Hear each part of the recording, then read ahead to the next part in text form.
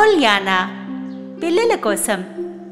అందమైన జుట్టున్న చిరునవ్వుతో ఉండే ముఖం ఒక 10 ఏళ్ల చిన్నారి పోలియానా తన చుట్టూ సంతోషాన్ని వ్యాపించేది. ఆమె తల్లిదండ్రుల్ని కోల్పోయింది తన చిన్నప్పుడే. అప్పటి నుండి ఆమె అనాథాశ్రమంలో ఉండేది. కొంతకాలం తర్వాత ఆమె సంపన్నమైన అత్త తీసుకుని వెళ్ళింది.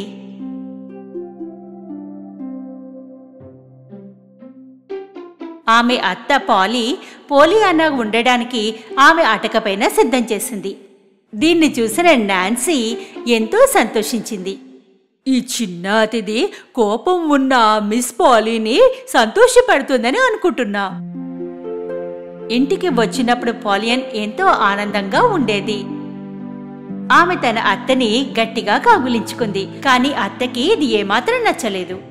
ఆమె పోలియానా ఉన్న గదికి తీసుకుని వెళ్ళింది. ఆ ఇంటి పరిమాణం, సంపదలను చూసి పోలియానా నివ్వెరపోయింది. ఆ ఆంటీ తనకి అటకపై నీళ్లు చూపించింది. ఇది నీ గది. సరిగ్గా 6 గంటలకు విందు ప్రారంభమవుతుంది. పోలియానా తన గదిని చాలా నచ్చింది. ఇంట్లో మిగతా గదులన్నీ చూసిన పోలియానా ఆమె కుమార్తె అటకపై ఉన్న గది గురించి ఒక్కసారి కూడా ఆలోచించలేదు. సరిగ్గా 6 గంటలకు అత్త పాలీని డిన్నర్ టేబుల్ వద్దకు పిలిచింది. పోలియానా ఇంకా వెళ్ళలేదు. ఈ అమ్మాయి ఎక్కడ ఉంది? నేను వెళ్ళి ఆ మిస్ పాలీని పిలుచుకుని రానా? వద్దు. రాత్రి భోజనం చేసిన తర్వాత అత్త ఆమె గదికి వెళ్ళింది. పోలియానా అక్కడ లేదు. ఆమె తప్పిపోయినట్లుగా తోటమాలికి చెప్పడానికి తోటలోకి వెళ్ళింది. మరోవైపు తోటమాలి మడమ మీద ఉన్న రాతిపైన చూపించాడు ఆమె అక్కడ ఉందని. పరిగెత్తుకుని వెళ్లి నాన్సీ వారిద్దరూ కలిసి అక్కడ ఒక భవంతిని నిర్మించారు.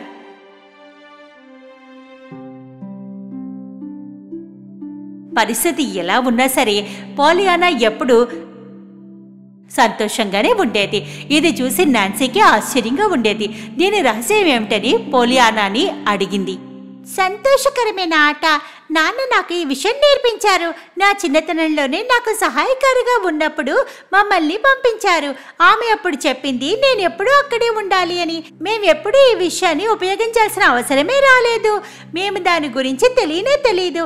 ఆ మన్నాటి నుండి నేను ఎప్పుడు నాకు మా నాన్న గుర్తు వచ్చినా కూడా మేమెప్పుడు ఈ విషయాన్ని ఆలోచిస్తూ ఉండాలి. ఎంతో సంతోషంగా ఉండేదాన్ని. సాయంత్రం పోలియానా తన గదిలో మంచం మీద పడుకుని ఏడుస్తోంది. మా నాన్న కొంతమంది స్వర్గదూతల వద్ద ఉండేవారు. నేను ఆడుకోవడానికి ప్రయత్నిస్తూ ఉండేదాన్ని. మీరు ఒక అటక పైన చీకటిలో కూర్చొని ఉంటే మీరు కూడా ఆనందంగా ఉండడం కష్టం కదా. ఆ మరుసటి రోజు పోలియానా తోటల్లో మెట్లు దిగి తన ఆంటీని కౌగిలించుకుంది. అత్తా, నాకు ఇష్టమైన అత్త, ఈరోజు ఉదయం నేను సజీవంగా ఉన్నందుకు సంతోషంగా ఉన్నా. మనం శుభోదయం ఇలాగే చెబుతామా? ఇలా చెప్పి పోలి అత్త వెనక్కి వెళ్ళిపోయింది. వారిని దూరంగా ఉండడం చూసిన పాత తోటమాలి కళ్ళనీళ్లు తిరిగాయి. అతను పోలియానా వద్దకు వెళ్లి ఆమె తన తల్లిలాగా ఎలా ఉందో చెప్పాడు. అది తెలుసుకున్న తోటమాలి ఆమె తల్లి సంతోషంగా ఉందని చెప్పాడు. నెమ్మదిగా సమయం గడుస్తున్న కొద్దీ పోలియానా జీవితం అక్కడ సంతోషంగా ఉంది. ఆమె తన అత్తతో కలిసి భోజనం చేసేది, అత్తతో కలిసి హోంవర్క్ కూడా చేసేది. తర్వాత మధ్యాహ్నం తర్వాత 6 గంటల వరకు ఆమె వద్ద ఖాళీ సమయం ఉండేది. ఆమె ఇంటి కోసం కొన్ని కిరాణా సామాను కొనేది. ఒక రోజున పట్టణంలో ఒక పొడవాటి మనిషిని నల్ల కోటు వేసుకుని సిలిండర్ ఆకారంలో ఉన్న వ్యక్తిని చూసింది. నిజానికి ఆమెతో స్నేహం చేయడానికి ప్రయత్నించింది. కానీ ఆ వ్యక్తి ఏం చెబుతున్నాడో ఆమెకు అర్థమే కాలేదు. కొంత సమయం గడిచిపోయిన తర్వాత ఆ వ్యక్తిని మళ్లీ చూసింది. మరోసారి అతనితో మాట్లాడడానికి ప్రయత్నించింది. ఈసారి అతను కూడా మాట్లాడాడు. నాన్సీ ఆశ్చర్యపోయింది. ఎందుకంటే ఆమెకి అర్థం కాలేదు ఆ వ్యక్తి మిస్టర్ పెండల్టన్ చాలా ధనవంతుడు. అయినప్పటికీ అతను పెద్ద ఇంట్లో ఉండేవాడు, ఎవరితోనూ మాట్లాడేవాడు కాదు. మరుసటి రోజు పోలియానా ఎంతో బలహీనంగా ఉన్న కుక్కని ఇంటికి తీసుకుని వచ్చింది. మిస్ పాలీ ఒక్క మాట కూడా మాట్లాడలేదు. కానీ మరుసటి రోజు ఆమె ఒక అబ్బాయిని కూడా ఇంటికి తెచ్చింది. అప్పుడు మిస్ పాలీ ఆమెతో గొడవ పడింది. చాలా అయింది పోలియానా, నువ్వు ఎప్పటి వరకు చేసిన ప్రతి పనిని నేనేమీ పట్టించుకోలేదు. ముందు పిల్లల్ని తీసుకుని కుక్కని తీసుకొని వచ్చావు, ఇప్పుడు ఈ పిల్లాడిని కూడా తీసుకొని వచ్చావు. నేను బిచ్చగాన్ని కాదు మేడం. ఇలా చెప్పి ఆ పిల్లాడు ఇంటి నుండి పారిపోయాడు. కానీ ఆ పిల్లాడిని వీధుల్లోంచి రక్షించాలని నిర్ణయించుకుంది. సెప్టెంబర్లో పోలియానా పాఠశాల ప్రారంభమైంది. నెమ్మదిగానే పోలియానా ఆమె పాఠశాలను నచ్చడం మొదలుపెట్టింది. ఒక రోజున ఒక యాత్ర ప్రకారం మిస్టర్ పెండల్టన్ పోలియాన్ని వదిలిపెట్టవద్దని, తనతోనే ఉండగలిగితే చాలా సంతోషంగా ఉంటుందని చెప్పాడు. నిజానికి పోలియానాకి జవాబివ్వడం అసాధ్యమైంది. మిస్టర్ పెండల్టన్ ఆమెకు అన్నీ వివరించాడు. నేను వయసులో ఉన్నప్పుడు నేను మీ అమ్మతో ప్రేమలో పడ్డాను. నేను ఆమెను ఎంతగానో ప్రేమించాను, కానీ మీ అమ్మ నన్ను ఎప్పుడూ ప్రేమించలేదు.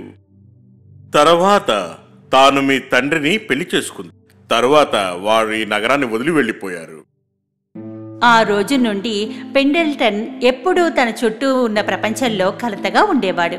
కానీ పోలియానా తన తల్లిలాగా ఆలోచించేది కాబట్టి, అందువల్ల ఈరోజు అతను ప్రపంచానికి ఎంతో పాజిటివ్గా ఆలోచించడం నేర్చుకుంది.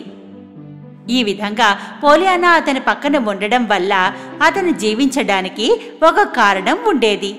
నా పక్కకు వచ్చేసాయి, మనిద్దరం కలిసి ఎంత సంతోషంగా ఉంటాము. నువ్వు నన్ను తండ్రిగా భావించు, నేను నిన్ను నా కూతురుగా చూసుకుంటా. కానీ ఆమె తన అత్తకి దీన్ని వివరించలేకపోయింది. ఆమె వారిని ప్రేమిస్తున్నాడని అనుకుంది. ఆమె తన అత్తని వదిలిపెట్టడానికి ఇష్టపడలేదు. ఆమెకి ఈ విషయం తెలీదు. మిస్టర్ పెండల్టన్కు ఈ విషయం ఎలా చెప్పాలో. చివరికి ఆమెకు ఒక పరిష్కారం దొరికింది.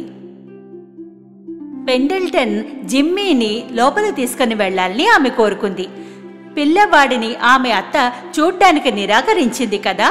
ఆ విధంగా మిస్టర్ పెండల్టన్ కూడా జిమ్మీ ఇద్దరు సంతోషంగా ఉంటారని అనుకుంది. పోలియానా ఇలా చేయగలనని ఆశించింది. మిస్టర్ పెండల్టన్ ఆ వచ్చే వారం వాళ్ళని కలవమండానికి ఇష్టపడ్డాడు. కానీ కొద్ది రోజుల తర్వాత దురదృష్టకరమైన ప్రమాదం జరిగింది. ఒక కారు పోలియానాను ఢీకొట్టింది.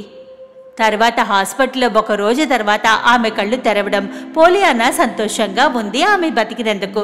ఆమెకు తెలీదు ఆమె ఆంటీ తనతో వదిలేసిందని. ఆమె తన అత్తని వదిలేసి ఉండలేకపోతోంది. తన అత్త తన్ని డార్లింగ్ అని పిలిచేది. కొద్ది రోజుల తర్వాత పోలియానా ఆసుపత్రి నుంచి బయలుదేరింది. ఆమె కాళ్ళని నిలబడలేకపోతోంది. మిస్టర్ పెండల్టన్ పోలియాన్ని కలవడానికి వచ్చినప్పుడు మిస్ పాలీకి చెప్పాడు. పోలియానాకి ఇచ్చిన ఆఫర్ని గురించి చెప్పాడు. తన అత్త ఎలా తిరస్కరించిందో చెప్పాడు. ఈ కథ విన్న తర్వాత మిస్ పాలీ ఆ ప్రేమ ఆమెకు అకస్మాత్తుగా పెరిగింది. ఆమె మేనకోళ్లు సంతోషంగా ఉండడానికి ఆమె పిల్లలు కుక్కల్ని తన గది వరకు వెళ్లడానికి అనుమతించింది. పోలియానాను సంతోషపరిచేందుకు ఏదైనా చేయడానికి ఆమె అనుమతించింది. పోలియానా చెకప్ తర్వాత డాక్టర్ చెడు వార్తని చెప్పవలసి వచ్చింది. చింతించవలసిన విషయం ఏంటంటే మీ అమ్మాయి మరెప్పటికీ నడవలేరు. అయ్యో కాదు. ఇది విన్న తర్వాత మిస్ పాలీ ఏడవడం మొదలుపెట్టింది. మూర్ఛపోయింది. తన అంత గొంతు విన్న తర్వాత పోలియానా ఉన్మాదంగా కేకలు వేయడం ప్రారంభించింది. అందరూ ఆ చేదు నిజాన్ని తెలుసుకోవడానికి ఎదురు చూస్తున్నారు. పోలియానా తనని కలవడానికి వచ్చిన వారందరికీ ఈ గేమ్ గురించి చెప్పడం మొదలుపెట్టింది. పోలియానాని సంతోషపెట్టడానికి మిస్టర్ పెండల్టన్ జిమ్మీని కూడా దత్తత తీసుకోవాలని నిర్ణయించుకున్నాడు. పోలియానా ఈ మాట విని ఎంతో సంతోషించింది. సంతోషకరమైన ఆట తెలియనిదని ఆమె మాత్రమే అని మిస్ పాలీ నమ్మలేకపోయింది. ఆమె నాన్సీతో మాట్లాడడం ప్రారంభించిన తర్వాత ఆమెకు అన్ని విషయాల గురించి తెలుసుకుంది. ఆ తర్వాతే ఆమె పోలియానా వద్దకు చేరుకుంది. అలాగా, ఇది సంతోషకరమైన ఆట. ఇప్పటి నుండి మనం కలిసి ఆడదాం. ఇది ఇప్పటి వరకు అన్నిటికంటే ఉత్తమమైన వార్త. ఇంతలో మిస్టర్ పెండల్టన్ వైద్యుడిని తీసుకుని పోలియానా వద్దకు వచ్చాడు. కానీ ఒక సమస్య ఉంది.